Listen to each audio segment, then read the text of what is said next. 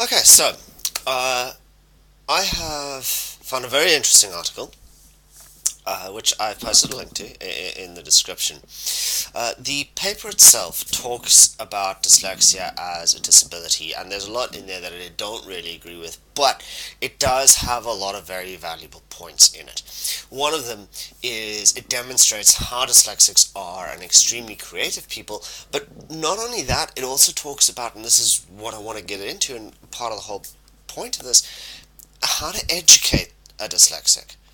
Now, I'm not going to put in here and talk about the practicalities of how to teach them correctly or the finances and have you. Frankly, that's your job. Okay, if you're a teacher, it's your job to figure out how this is done. What it talks about is it talks about using a dyslexic's visual capacity and our ability to see the world a little differently and how to best use that when teaching. So what you need to do is you need to turn the way you teach completely on its head. Okay? You need to forget about everything. The traditional teaching is you walk into the classroom, you have some PowerPoint presentation slides, or you write some stuff on the board and the students take notes and they go away and study those notes and then they engage in exams later on. Now the exams part, you can't really do much about that, but what you need to do is forget about that entire model. Okay? When you're teaching a dyslexic, you need to start out with, think of it as being a performance, okay?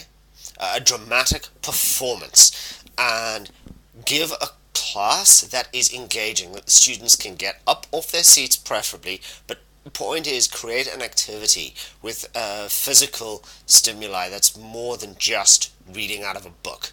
Okay, and give them physical things to play with and interact with, because that's how dyslexic thinks. We need something physical in our hands. All right, and when you're handing out the notes, and you need to hand out the notes, you can't expect the dyslexic to take them. It's not that they can't read or write. Many dyslexics, myself included, love reading and have no problem with writing, but a dyslexic has such an intense focus and such a visual mind that it becomes extremely difficult to both engage in a class and take notes at the same time. So don't bother expecting them to do that. Have your notes ready, okay, and hand those out. Now, this is the important bit.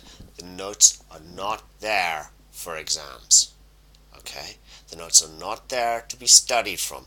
The notes are a reference for physical activities, which means then you need to be able to look them up very, very quickly, and more importantly, you need to be able to comprehend the information that is in there.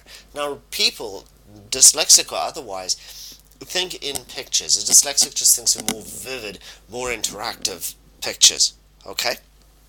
So what you need is a collection of notes that are highly visual, that uses few words as possible, alright?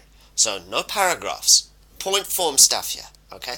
Your sentences need to be no more than about 5 words a sentence, kind of keep them small, and you don't want more than about 2 sentences per line, no paragraphs. Literally just point form stuff that somebody can look at, glance at briefly, see a picture preferably, and know exactly what they need to do.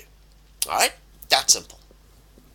So, you give this highly interactive performance type class that all the students are engaged in, and you then hand these notes out that the dyslexics can then reference, and then comes the homework. A dyslexic will automatically put whatever homework you give them into the context of the real world. So giving them just a generic exercise isn't going to teach them. They're going to lose interest, they're going to get bored, and they're going to move on. Okay, so instead what you want to do is you want to give them a series of tasks that add value. Doesn't matter what the value add is, but they have to add a value to something. Okay, because now the dyslexic has a context to put this in. Alright, and the notes are there as a reference for that. That is how your dyslexic learns. Okay, they learn by doing things and by looking up notes that are point form and easy to read. Okay, so what you need is something along the lines of, oh, I'm busy doing this and typing on the computer, or building something, and I've forgotten about what must I do. Okay, hang on. So we go and we pick up a piece of paper and we look at it quickly. Okay, now I know what I need to do, and I can carry on. Think along the lines of you're building something, because that's what a dyslexic does. That's what we do best. We like to build. All right. So I'm going to put a link to the article. Read it. Very, very interesting read. I've also started compiling a lot of these articles into. I've got this little program that converts a PDF file into an MP3. Now, the sound quality is not great and it's a pretty generic computerized voice, but it works best for me because I can listen to it whilst I'm doing something else and then take notes. So I'm going to try and compile all those and put a link where you can download them. I hope and pray that I'm not violating any copyright by doing that. I'm not trying to claim work for any of that. It's just a better way to get that text. Um, so yeah, I'm going to go ahead and do that, and I will see you next time with another article. If you have any questions, please feel free to reach out to me through the comments or however you want. And if you have anything to offer, any experiences of your own you want to share, please go ahead, leave a comment, and I'll do what I can to help.